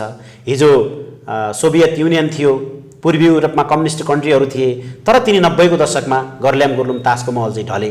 त्यति हुँदाहुँदै पनि नेपालमा कम्युनिस्ट आन्दोलन यति राम्रोसँग फस्टायो कि हामी 2/3 नजिक पुग्यौँ र हामीले सरकार पनि बनायौँ। हिजो सोभियत युनियनलाई ढाल्नका लागि जसरी पश्चिमाहरू, जसरी इम्पेरियलिस्टहरू लागेका थिए, आज नेपालमा पनि ती इम्पेरियलिस्टहरू लागे। ती साम्राज्यवादीहरू, पुँजीपतिहरू नेपालको कम्युनिस्ट आन्दोलनलाई विचलन गर्न, विभाजन गर्न लागे, तर त्यसको मतियार कम्युनिस्ट आन्दोलनभित्रै उहाँले खडा गरे र त्यो कम्युनिस्ट आन्दोलनभित्र कम्युनिस्ट आन्दोलन ध्वस्त गर्ने, पुँजीपतिहरूका कार्यक्रमहरू लागू गर्ने साम्राज्यवादको नायके अर्थात् साम्राज्यवादको पपेट को भने त भन्दा कमरेड केपी ओली बन्नुभयो। र त्यसकारण हाम्रो यहाँको कम्युनिस्ट आन्दोलन पनि अगाडि बढ्न सकेन र विभाजन भयो। हामीले अहिले किन विद्रोह गर्यौँ भन्दा यहाँ गल्ती भएको छ। हिजो पनि गल्ती भएको थियो अन्तर्राष्ट्रिय कम्युनिस्ट आन्दोलनमा, नेपालमा पनि पटक पटक तपाईँलाई थाहा छ पुष्पलाल गद्दारन भनेर पुस्तक नै लेखियो, तर पछि पुष्पलालको त राम्रो नीति रहेछ त, वाम लोकतान्त्रिक गठबन्धन गरेर अगाडि जाने कुरा। हिजो हामीले गाली गरेका नेताहरू त ठिक ठाउँमा रहेछन् त। आज पनि कतिपय मान्छेहरूले माधव कुमार नेपाललाई तपाईँले देख्नु भएको छ सोसियल मिडियातिर गाली गरेको देखिन्छ, तर माधव नेपाल निष्ठाको, इमानको राजनीति गर्ने, नेपालको कम्युनिस्ट आन्दोलनलाई यहाँसम्म पुर्याउने एउटा शिखर व्यक्तित्व हो। उहाँले अझै पनि हामीलाई प्रशिक्षित गरिराख्नु भएको छ। हामी अनुभवका हिसाबले, उमेरका हिसाबले हामी अगाडि छौँ, नेतृत्वमा छौँ, तर युवाहरू आउनुहोस्। हामीले भनेका छौँ 40 वर्ष मुनिका युवाहरूलाई पनि ठाउँ दिनु पर्यो, किनभने यङ जेनेरेसन जानु पर्यो। मदन भण्डारीले नेपाल कम्युनिस्ट पार्टी मालेको, तत्कालीन मालेको 39 सालमा महासचिव हुँदाखेरि उहाँ 35 वर्षको हुनुहुन्थ्यो। मार्क्सले स्वयं तपाईँको 23 वर्षमा त पिएचडी गर्नुभएको थियो, कम्युनिस्ट मेनिफेस्टो लेख्नुभयो 30 वर्ष मुनिकै हुँदाखेरि। भनेपछि हामीले नसक्ने कुरा त छैन नि, युवा जोस जागर हामीसित छ। त्यसकारण हामीले भनेका छौँ एकीकृत समाजवादी पार्टीमा युवाहरूलाई महत्त्वपूर्ण स्थान हुनुपर्छ। केन्द्रीय कमिटीमै, सेन्ट्रल कमिटीमै हाम्रा जनवर्गीय सङ्गठन त छँदैछन्।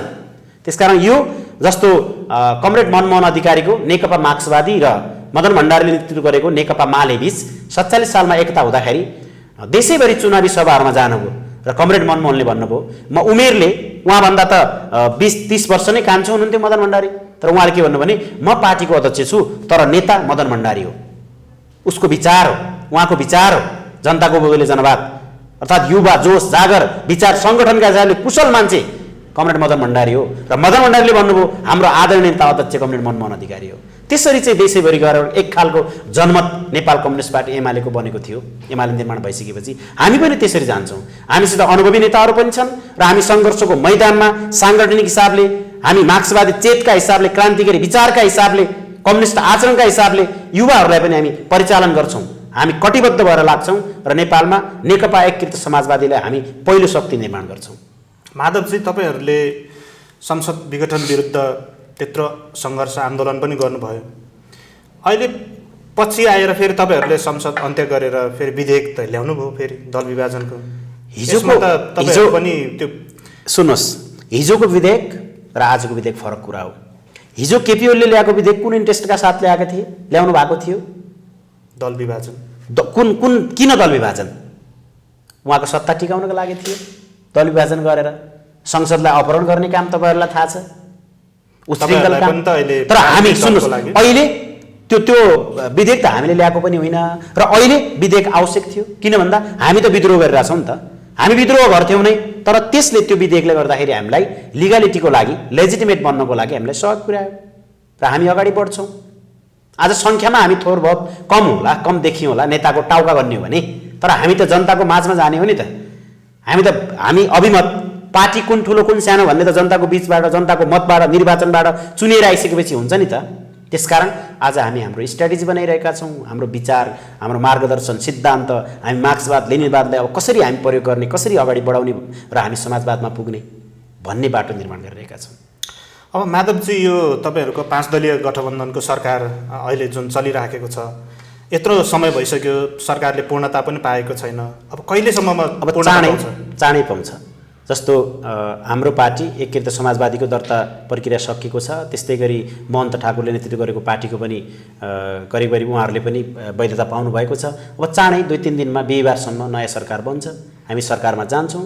तपाईँको पार्टीबाट चाहिँ को सरकारमा जाने? व्यक्तिको कुरा पार्टीले डिसिजन गर्छ। हामीले व्यक्ति त्यही त त्यसैको हामीले विरोध गरेको हो नि त। संस्थागत हुन्छ, पार्टीमा छलफल हुन्छ, त्यसको जिम्मेवारी कमरेड पार्टीको नेतृत्व अध्यक्ष कमरेड माधव कुमार नेपाललाई अरू नेताहरूले दिनुभएको छ। सरसल्लाह अनुसार नै हुन्छ। हाम्रा नेताहरू सरकारमा जानुहुन्छ। माधवजी, हामी कार्यक्रमको अन्त्यतिर आइसकेका छौँ। तपाईँ विद्यार्थी नेता पनि हुनुहुन्छ। विद्यार्थी नेता भएको कारणले अब आम जनजीविकाको कुराहरूमा पनि तपाईँहरूको ध्यान जानुपर्छ भन्ने मान्यता म राख्दछु। अहिले भ्रष्टाचार, महँगी, अनि त्यसपछि तपाईँको पेट्रोलियम पदार्थको भावहरू बढिराखेको अवस्था छ। अनि देशमा चाहिँ बाढी पहिरोको कारणले गर्दाखेरि चाहिँ डुबानहरू परिराखेको अवस्था छ। यस्तो बेलामा तपाईँहरू के गरिराख्नु भएको छ? तपाईँहरूको त्यो खबरदारी कहाँ पुगिराखेको छ? के भइराखेको छ? हामी अनेरा सुब्यू हिजोको गर्विलो इतिहास तपाईँलाई थाहा छ। राष्ट्रियताको सवालमा, जनजीविकाको सवालमा, दमन शोषण उत्पीडनमा परेको समुदायको विषयमा अहिले पटक पटक हामीले आन्दोलन सिर्जना गरेका छौँ, सहयोग गरेका छौँ। जस्तो हामी सुस्ता पनि पुग्यौँ, महेशपुर पनि पुग्यौँ। हामी यही बाढी पीडितको सवालमा पनि हिजो योभन्दा पहिला हामी विभिन्न ठाउँमा राहत वितरण पनि गरेका छौँ। र अहिले पनि जस्तो बाढी डुबानमा परेका क्षेत्रमा अनेरा सुब्यूले त्यहाँका साथीहरूलाई परिचालन गरेको छ। हामी केन्द्रबाट पनि योजना बनाउँदैछौँ र मुख्य कुरा हामी सरकारलाई घचघच्याइरहेका छौँ। किन भन्दा हामीले त सहयोग गर्ने कुरा कति नै सकिन्छ र सङ्गठनले, तर पार्टीले सरकारले यसको जिम्मेवारी लिनुपर्छ। र अहिलेको सरकारले जहाँ बाढी डुबान भएको छ त्यहाँका त्यो पीडितहरूलाई राहत उपलब्ध गराउनुपर्छ। उहाँहरूलाई त्यहाँबाट राम्रो सुरक्षित ठाउँमा चाहिँ पुर्याउनुपर्छ भनेर हामी भनिरहेका छौँ। अरू भ्रष्टाचारका विषयमा, महँगीका विषयमा अनेरा सुब्यू जस्तो पेट्रोलियम पदार्थको जहिले पनि हामी आन्दोलन, हाम्रो पार्टी सरकारमा भए पनि गलतका विरुद्ध, जहिले पनि आफ्नै सरकारका विरुद्ध पनि अनेरा सुब्यू सडकमा उत्रिन्छ, आन्दोलन गर्छौँ, दबाब दिन्छौँ। अनेरा सुब्यू भनेकै दबाब र जागरणको अर्को नाम हो। हामी दबाब जागरणको भूमिकामा हुन्छौँ, चाहे हाम्रो पार्टी नै सरकारमा किन नहोस्, हामी त्यो काम गर्छौँ र गरिरहेका छौँ। अब 5 दलीय गठबन्धन तपाईँहरूले कहाँसम्म पुर्याउनुहुन्छ, कहाँ लानुहुन्छ? यो 5 दलीय गठबन्धन आउने निर्वाचनसम्म हामी सँगै हुन्छौँ।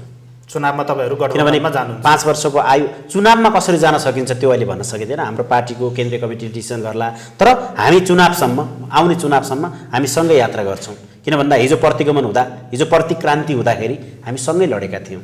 त्यो एउटा प्रतिक्रान्ति थियो हिजो जुन केपी ओलीले गर्नुभएको थियो, त्यसका विरुद्ध हामी लडेका थियौँ। र आज विधिको शासन लागू भएको छ, संविधान जोगिएको छ, संसद जोगिएको छ। यो संसदको आयुसम्म हामी सँगै हुन्छौँ, सँगै यात्रा हुन्छ। अब विद्यार्थी आन्दोलनलाई नयाँ उचाइमा गतिशील पार्न अथवा बनाउनको लागि तपाईँ र तपाईँको पार्टीले अब कस्तो कार्यक्रमहरू अगाडि ल्याउँछ? हेर्नु, अनेरा सुब्यू यो आन्दोलन हो। यो अनेरा सुब्यू नै आन्दोलन, नाम नै आन्दोलन हो। त्यसकारण हामीले अबको शिक्षा क्षेत्रमा हामी काम गर्छौँ। हिजो हामीले मसाल बाल्यौँ, सडक आन्दोलन गऱ्यौँ, तर अब हामी रचनात्मक क्रियाशीलताको आन्दोलनलाई जोड दिन्छौँ। जस्तो रचनात्मक गतिविधिहरू त हामीले गरिरहेका छौँ, तर नेपालको शिक्षा प्रणालीलाई सुधार्नका लागि हामीले राज्यको पुनर्संरचना गऱ्यौँ। मुलुकमा हिजो एकतन्त्रीय शासन अर्थात् हिजो सङ्घीयतामा नजाँदाखेरि एकल खालको संरचना थियो, तर आज हामी सङ्घीयतामा गएका छौँ। राज्यको पुनर्संरचना भएको छ, तर शिक्षामा पुनर्संरचना हुन सकेको छैन। हामी शिक्षामा पुनर्संरचना हुनुपर्छ भनिरहेका छौँ। त्यो भनेको नेपाललाई विकसित बनाउनका लागि, नेपालका मान्छेलाई सचेत बनाउनका लागि नेपालमा रोजगारमूलक शिक्षा, प्राविधिक शिक्षा लागू गर्नुपर्छ। नेपालमा रहेको स्रोत साधनलाई प्रयोग गर्ने खालको राष्ट्रिय शिक्षा हुनु पर्यो र विश्व बजारमा प्रतिस्पर्धा गर्ने खालको गुणस्तरीय शिक्षा हुनु पर्यो। स्वास्थ्य र तन्दुरुस्तीका लागि शारीरिक शिक्षा हुनु पर्यो। नैतिक मूल्य र मान्यतामा बस्नका लागि नैतिक शिक्षा हुनु पर्यो, हामीले भनिरहेका छौँ। र शिक्षामा पुनर्संरचना हुनु पर्यो। जस्तो प्रादेशिक युनिभर्सिटीहरू बन्नु पर्यो। मानव कर्णालीमा यार्सा गुम्बा, चिराइतो, अलैँची लगायत त्यहाँ के हुन्छ होइन, जस्तो यार्सा गुम्बाको लागि फेमस छ, जडीबुटीका लागि भने जडीबुटी प्रशोधन केन्द्र, त्यस्तो खालको युनिभर्सिटी बनाउनु पर्यो। जस्तो मध्यपश्चिम विश्वविद्यालयलाई त्यसका शाखाहरू खोल्नु पर्यो। कहाँ के को सम्भाव्यता हो त, तराईमा कुन विश्वविद्यालय हो त हामीले खोल्ने? त्यसकारण बढी जोड हामीले प्राविधिक शिक्षामा दिनुपर्छ, गुणस्तरीय शिक्षामा दिनुपर्छ। प्राविधिक शिक्षामा हामीले जोड दियौँ भने नेपालमा पढाइसकेपछि विद्यार्थीले आफ्नो इलम, उद्यम, रोजगार आफै प्राप्त गर्न सक्छ। हामीले जति अहिलेसम्म चाहिँ विद्यार्थीहरूले सर्टिफिकेट कलेक्सन गरेको छ त्यो सिरानी मुनि राखेर सुतेको छ, रोजगारी पाइएको छैन र हामी शैक्षिक बेरोजगार जन्माउँदैछौँ। त्यसकारण शिक्षामा पुनर्संरचना आवश्यक छ। जस्तो राज्यको पुनर्संरचना भयो, शिक्षाको पुनर्संरचना हुनु पर्यो र प्राविधिक शिक्षामा जोड दिनु पर्यो। भन्ने चाहिँ आज शिक्षा क्षेत्रमा हामीले यो कुरा उठाइरहेका छौँ। विभिन्न विश्वविद्यालयमा भ्रष्टाचारका जस्तो यो कोभिडको बेला पनि शुल्क वृद्धि गरेको त्यसको विरुद्धमा त हामीले यो भ्यालीमा रहेका इन्जिनियरिङ कलेजहरूमा आन्दोलन भएको थियो, हामी सफल पनि भयौँ, फी घटाउन सफल भयौँ। मध्यपश्चिम विश्वविद्यालय हिजो मात्रै त्यहाँको समस्या सोल्भ भएको छ। हामी नेपालमा रहेका विश्वविद्यालय र शैक्षिक क्षेत्रका हरेक समस्यामा अँधेरा सुबी अग्रभागमा छ र यो अँधेरा सुबी पनि हामी आज अँधेरा सुब्यौँ नेकपा एमालेको अँधेरा सुब्यौँ होइन, हामी एकीकृत समाजवादीको अँधेरा सुब्यौँ। हामी अँधेरा सुब्यूको युलाई दीर्घ गरेर हामीले चाहिँ अस्ति हाम्रो अँधेरा सुब्यूको पदाधिकारीको बैठक बसेर हामीले यु चाहिँ दीर्घ राख्ने गरी अँधेरा सुब्यू निर्माण गरेका छौँ हाम्रो नामका हिसाबले, र यो अँधेरा सुब्यूलाई नै देशको सर्वाधिक शक्तिशाली अँधेरा सुब्यू हामी निर्माण गर्छौँ। त्यो जनमत, त्यो विद्यार्थीको भरोसा, त्यो आस्थाको केन्द्र यो अँधेरा सुब्यू बन्छ। किन भन्दा यो अँधेरा सुब्यूमा हामी डाइनामिक मान्छेहरू छौँ। यो अँधेरा सुब्यू एउटा नेताको पिछलको सङ्गठन बन्दैन। यो अँधेरा सुब्यू हिजो नेकपा एमालेको अँधेरा सुब्यू आई लभ यू केपी बा भन्ने अँधेरा सुब्यू बन्दैन। यो अँधेरा सुब्यू विद्यार्थीको माझमा जान्छ, विद्यार्थीका समस्यालाई समाधान गर्छ, प्रत्येक शैक्षिक संस्थामा यो अँधेरा सुब्यू पुग्छ। यो बालवाटारको अँधेरा सुब्यू होइन, यो बालकोटको अँधेरा सुब्यू होइन, यो अँधेरा सुब्यू विद्यार्थी माझको अँधेरा सुब्यू हो। यो अँधेरा सुब्यू साँच्चीकै पीडामा मार्कामा परेका विद्यार्थीको एउटा सहयोगी, एउटा हृदयको साथी बन्ने यो अँधेरा सुब्यू हो। त्यसकारण अँधेरा सुब्यूमा म अँधेरा सुब्यूको नेता भएको हिसाबले पनि सम्पूर्ण आफ्नो शैक्षिक संस्थामा अध्ययनरत भाइ बहिनीहरू, दाजुभाइहरू, कमरेडहरू, साथीहरूलाई म भन्न चाहन्छु, साँच्चीकै अँधेरा सुब्यू हामी हो। हामी तपाईँको पीर मार्कामा, हामी शैक्षिक विथितिका विरुद्ध शैक्षिक संस्थाहरूमा शैक्षिक वातावरण निर्माण गर्नका लागि यो अँधेरा सुब्यूले भूमिका खेल्दछ। हामी हाम्रा एजेन्डाहरू लिएर सरकारलाई दबाब दिइरहेका छौँ। हामी भनिरहेका छौँ अबको शिक्षा प्रणाली शैक्षिक थलो नै यति सुन्दर हुनु पर्यो, यति सफा हुनु पर्यो, यति स्वच्छ हुनु पर्यो कि विद्यार्थीले पढ्ने वातावरण बनोस्। त्यो पढ्ने कुरा जस्तो म तपाईँलाई उदाहरण दिन चाहन्छु। हामीले के भनेको छौँ भने हिजोको ट्रेडिसनल एजुकेसन सिस्टम एउटा टिचरले आउँछ, क्लासमा पढाउँछ, जान्छ, त्यो एटिएम सिस्टम जस्तो हामी पैसा निकाल्छौँ जान्छौँ। अब त्यो हुनु भएन। जस्तो पाउलो फ्रेरे ब्राजिलको एउटा एजुकेसन एक्सपर्ट हो, उहाँले भन्नुभएको छ त्यो चाहिँ एटिएम सिस्टम खालको भयो। अर्थात् एजुकेसन हाम्रो कस्तो हुनुपर्छ त भन्दा इन्ट्रेक्टिभ हुनुपर्छ। क्लासमा पनि यो सरहरूले टिचर र विद्यार्थीको बिचमा इन्ट्रेक्सन हुनुपर्छ। नलेजका लागि सबै कुराको पूर्ण ज्ञान भएको टिचर पनि हुन सक्दैन। टिचरले पनि सिक्ने हो हैन, लर्निङ बाई डुइङ हो। त्यसकारण इन्ट्रेक्सन हुनुपर्छ है, विद्यार्थीसित पनि नलेज हुन्छ। त्यो नलेजलाई पनि इन्कर्पोरेट गरेर चाहिँ इन्ट्रेक्सन चलाएर क्लासहरू हुनुपर्छ है अबको शिक्षा। र त्यो शिक्षा मैले फेरि पनि भने प्राविधिक शिक्षा हुनुपर्छ, रोजगारमूलक शिक्षा हुनुपर्छ, भोकेसनल एजुकेसन हुनुपर्छ हैन। त्यो गुणस्तरीय शिक्षा भयो भने आज त तपाईँको ग्लोबललाई त हामीले ग्लोबल एज अ भिलेज भन्छौँ। आज विश्व त एउटा सानो गाउँ भइसकेको छ। तपाईँले अनलाइनमा जाँदा हामी विश्वका समाचारहरू हेर्छौँ भने एजुकेसन सिस्टममा पनि विश्व बजारमा हामीले कम्पिटिसन गर्ने खालको एजुकेसन नेपालमा हुनु पर्यो। नेपाल त स्रोत साधनका हिसाबले त विश्वकै धनी देश त, जल जङ्गल जमिन जडीबुटी यहाँको चाहिँ मिनरलहरू, यहाँका खानीहरू हैन, र सांस्कृतिक हिसाबले काठमाडौँ त अझ मन्दिरहरूको सहर भनौँ हैन। यहाँ विभिन्न खालको हाम्रो हिजोको कल्चर, किन भन्दा नेपालमा त आज हामी गणतन्त्रमा गएका छौँ। लामो समय त हिजो राजतन्त्र रहेको छ। हिजो शाहकालीन, मल्लकालीन, लिच्छिवीकालीन हैन, महिषपाल गोपाल वंशबाट सुरु भएको छ। इन्डियाबाट जब नेपालमा प्रवेश गरेका छन्, हिजो महाभारत कालमा चाहिँ यो इन्डियन महाद्वीप भन्छ। हामी एउटै, हिजोको संस्कार एउटै थियो भन्दा हिजो पनि तपाईँको गौतम बुद्धको पाला होला। अझै हामी चाहिँ मिथमा जाने हो भने हिजोको रामायण महाभारतको समयमा पनि यो त हाम्रो त प्राकृतिक हिसाबले त सुन्दर ठाउँ हो नि त नेपाल। यही तपाईँको ज्ञानभूमि, देवभूमि, तपोभूमि हो नि त नेपाल त। त्यसकारण शिक्षा त नेपालमा छ, विश्वले नेपालबाट सिकिरहेको छ हैन। विभिन्न धर्म जस्तो हिजो त हामीले शिक्षा त मन्दिरबाट सुरु गऱ्यौँ, गुम्बाबाट सुरु गऱ्यौँ, मस्जिदबाट सुरु गऱ्यौँ। हिजो हामीले शिक्षा पछि पो हामी चाहिँ गुरुकुल शिक्षाबाट हामीले सुरु गऱ्यौँ। आज आधुनिक शिक्षा प्रणालीमा हामी आएका छौँ। तर हिजो त गुरुको घरमा गएर हामी एजुकेसन लिने गर्थ्यौँ। हिजो मन्दिरमा पढाइ हुने गर्थ्यो, मठमा पढाइ हुने गर्थ्यो, गुम्बामा जान्थ्यौँ हामी, मस्जिदमा जान्थ्यौँ हामी। त्यसकारण त्यो ठाउँमा हिजोका ऋषिमुनिहरू ज्ञानका भण्डार थिए। यो नेपाल तपोभूमि हो, यो नेपाल ज्ञानको भण्डार हो। त्यसकारण यहाँको शिक्षा हिजोको प्राचीन हाम्रो शिक्षाबाट पनि सिक्नुपर्छ है। हामीले आज तपाईँको के छ भन्दाखेरि नेपालको शिक्षा प्रणालीलाई युरोपियन युनियनहरू, वर्ल्ड ब्याङ्कहरूले फन्डिङ गरेको छ। जस्तो नेपालका त्रिभुवन विश्वविद्यालय लगायतका विश्वविद्यालयमा वर्ल्ड ब्याङ्कले युजिसी मार्फत पैसा दिन्छ। उसले डोनेट गर्छ, उसले लगानी गर्छ, हामी उसले लगानी गर्दा त उसको भनेअनुसार करिकुलम बनाउनु पर्यो नि। अनि हामी नेपालको माटो सुहाएको शिक्षा कहाँ हुन्छ? नेपालको शिक्षा निर्माणै गर्न सक्दैनौँ हामी। त्यसकारण हामीले नेपालमा भएको भ्रष्टाचारलाई बन्द गरौँ। त्यो डोनेसन आउने पैसा त हामी त्यहीबाट कलेक्ट गर्न सक्छौँ र नेपालमा नेपाललाई सुहाउँदो एजुकेसन सिस्टम लागू गरौँ। सक्ष एउटा व्यक्ति, सक्ष नागरिक, सक्षम नागरिक हामी उत्पादन गरौँ। शिक्षामा विकास भयो भने नेपालमा विकास हुन्छ। शिक्षा प्रत्येक घर परिवारसित जोडिएको छ, किनभने प्रत्येक परिवारमा विद्यार्थी हुन्छ, प्रत्येक परिवारमा शिक्षा हुन्छ। त्यसकारण शिक्षा नै राम्रो भयो भने मुलुकको विकास हुन्छ, समृद्धि हुन्छ। विकासको मेरुदण्ड नै शिक्षा हो। त्यसकारण हामी नेपालको शिक्षा प्रणालीलाई पुनः संरचना गर्न चाहन्छौँ र समुन्नत समाज, त्यो समाजवाद निर्माण गर्ने, त्यो मानवको आज त मान्छे त हिजो त हामी तपाईँको एपबाट त्योभन्दा बेला किट, पतिङ्गहरू, एल्गीहरू, माछाहरू, त्यसरी हाम्रो त विकास हुँदै हुँदै हुँदै करोडौँ वर्षको चाहिँ लगानी छ नि त यो मान्छे, यो मानव, यो मस्तिष्क निर्माण गर्नमा, त यो उन्नत मस्तिष्क निर्माण गर्नमा। आज हामी ग्लोबल कम्पिटिसनमा छौँ भने विश्वको त्यो ज्ञानलाई अझै हामीले भनेका छौँ हामीले प्राप्त गरेको ज्ञानलाई व्यवहारसँग जोडौँ। हाम्रो जुन ज्ञान छ त्यसलाई हामीले व्यवहारसँग जोडौँ। हाम्रो जुन सिप छ त्यो सिपलाई उत्पादनसँग जोडौँ। हामीले के सिपेको सिप कुनै मेसिनलाई चलाउनु त हामीले सिक्नु पर्यो नि त। नेपालमा त्यो खालको शिक्षा हुनु पर्यो। हाम्रो ज्ञान र सिपलाई उत्पादनसँग जोडौँ र हामीले भन्दै आएका छौँ अब समाजवाद साँच्चीकै निर्माण गर्ने हो भने हामीले उत्पादनसँग जोडिनुपर्छ। जस्तो म अखिलको एज अ लिडर छु, कार्यकर्ता छु, नेकपा एकीकृत समाजवादी कार्यकर्ता हो। म उद्यमसित जोडिनु पर्यो, म कुनै बिजनेस गर्नु पर्यो। मैले होल टाइमर म राजनीति गर्दै भनेर लागेर म कसरी बाँच्न सक्छु त? त्यसका लागि त मैले भ्रष्टाचार गर्नुपर्छ। त्यसकारण उद्यमशीलतासित पनि जोडिनुपर्छ है। अब त्यस्तो खालको एजुकेसन हुनु पर्यो। त्यही भएर हामीले भन्दै आएको कुरा के हो त भन्दा भनेर सुविले विद्यार्थीले पढिसके पछाडि जुन सर्टिफिकेट हुन्छ त्यो सर्टिफिकेटलाई लोन राखेर पैसा हामीलाई दिनु पर्यो निर्व्याजी रूपमा। हामी कुनै उद्यम गर्छौँ। आज म दिनभरि अखिलको काममा लाग्छु, कुनै उद्यम गर्दैन, म कसरी बाँच्ने?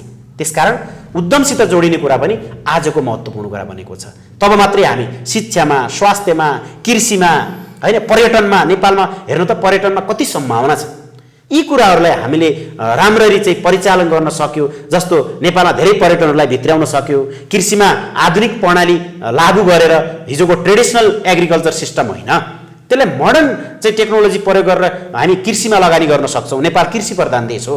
त्यहाँबाट हामी समुन्नत बन्न सक्छौँ। न कि केपी ओलीले चाहिँ यो ल्यान्ड ब्याङ्क, भूमि ब्याङ्क जस्तो, होइन, त्यस्ता कुराहरूले त किसानहरूलाई त निरुत्साहित गर्छ नि त। त्यसकारण सबै नेपाललाई समृद्ध बनाउने जुन आयामहरू छन्, शिक्षा, स्वास्थ्य, पर्यटन, कृषि, यी आधारभूत यी पिल्लरहरूलाई हामीले चाहिँ जति सक्यो हामीले चाहिँ तिनीहरूमा लगानी गर्ने, जस्तो बाहिरको पर्यटनलाई भित्र्याउने, कृषिमा राम्रो काम गर्ने र नेपाललाई हामी समृद्ध समाज बनाउन सक्छौँ। समाजवादका आधारहरू निर्माण गर्ने नेपालका स्तम्भहरू पनि यिनै हुन्। यसमा अन्धेरा सुबी लागेको छ। हामीले दबाब दिइरहेका छौँ, जागरण गरिरहेका छौँ र अब लगत्तै मलाई लाग्छ हामी सबै युनिभर्सिटीहरूमा, क्याम्पसहरूमा, सबै प्रदेशहरूमा अन्धेरा सुबीको भेला हुन्छ, जिल्ला भेलाहरू हुन्छन्। त्यहाँबाट नयाँ नेतृत्व आउँछ र अन्धेरा सुबीमा आबद्ध हुने साथीहरूलाई हामी प्रशिक्षण दिन्छौँ। आज नेकपा एमालेभित्र प्रशिक्षण भन्ने कुरा कहीँ कतै हुँदैन। त्यसकारण ती कार्यकर्ताहरू भुत्ते भइसके। विचार बिनाको, प्रशिक्षण बिनाको त्यो सङ्गठन हुँदैन, त्यो एउटा जमात हुन्छ। त्यसकारण त्यो जत्था हामी निर्माण गर्दैनौँ। विचारका हिसाबले लैस हामी प्रशिक्षणमूलक कार्यक्रमहरू चलाउँछौँ। अन्धेरा सुबी, युवा सङ्घ, नेकपा एकीकृत समाजवादी नै हामी प्रशिक्षणमूलक कार्यक्रमका साथ हामी देशभरि जान्छौँ। सङ्गठन पनि लान्छौँ। सङ्गठन, विचार, सङ्घर्ष, हामी सबै सङ्गठन पनि चाहियो, विचार पनि चाहियो, त्यो विचारलाई लागू गर्न र सङ्घर्ष पनि गर्ने हो। हामी सँगसँगै जान्छौँ। यही कुराहरू तपाईँहरूको बिचमा राखेर सम्पूर्ण विद्यार्थीहरूलाई अन्धेरा सुबीमा आबद्ध गराउन हामी आतुर छौँ। होइन, पार्टीमा चाहिँ यो नेकपा एकीकृत समाजवादीमा आबद्ध गर्न हामी आतुर छौँ र हामी साँच्चीकै कम्युनिस्ट पार्टी निर्माण गर्न चाहन्छौँ। फेरि पनि मैले जोड दिन चाहे, नामको कम्युनिस्ट पार्टी होइन। हामी साँच्चीकै विचार, सङ्गठन, सिद्धान्तका आधारमा, कम्युनिस्ट मूल्य र मान्यताका आधारमा नेपाल कम्युनिस्ट पार्टी निर्माण गर्न चाहन्छौँ। त्यो कम्युनिस्ट पार्टी भनेको नेपाल कम्युनिस्ट पार्टी एकीकृत समाजवादी भन्ने छ। माधवजी, अब अन्त्यमा जाँदै तपाईँहरूमाथि एमाले 14 सांसदमाथि कारबाहीको जुन कुरा संसद सचिवालयमा पुगेको थियो, सभामुखले चाहिँ अब कारबाही गर्नु परेन भनेर त्यो चाहिँ अब फिर्ता पठाएको अवस्था छ। अनि एमाले चाहिँ अब संसदलाई यही अवस्थामा संसदलाई राम्रोसँग हामीले चल्न दिँदैनौँ भन्ने कुराहरू चाहिँ आइराखेको छ। अब यसमा तपाईँ के भन्नुहुन्छ? यो लोकतान्त्रिक मूल्य र मान्यता अन्तर्गत संसद चल्नका लागि या आन्तरिक प्रतिस्पर्धा, अरू दलहरूसित प्रतिस्पर्धा गर्ने कुरा, संसदमा प्रतिस्पर्धा गर्ने कुरा त्यो बहुमत र अल्पमतका आधारमा हुन्छ। किनभने लोकतन्त्रमा अल्पमतले बहुमतलाई मान्नुपर्छ। हामीले त हाम्रा नेताहरूलाई अहिले पनि भनिरहेका छौँ, हामी विचारका हिसाबले कुनै पनि मानेमा, न दक्षिणपन्थी न साम्राज्यवादी कुनै विचार होइन। त्यो दक्षिणपन्थी अवसरवादमा हामी भाँसिने होइन, क्रान्तिकारी पार्टी बनाउने हो। यो नेपाली जनताले चाहेको छ। धेरै कम्युनिस्ट पार्टीहरूलाई हेरिसके, तर कसैले पनि जुनसुकै पार्टीले पनि कम्युनिस्ट विचार लगाउन सकेन। जनतासित भोट माग्दाखेरि मात्रै हामीले कम्युनिस्ट आचरण प्रदर्शन गऱ्यौँ, भाषण गऱ्यौँ, तर सत्तामा त 2 एनर्जीको सरकारले के गर्यो भन्ने कुरा त जनताले देखेको छ नि त। त्यसकारण केही उहाँहरूले बोल्ने छुट सबैलाई छ। मेरो कुरा त के भने अझै पनि मर्यादित भएर बोलौँ।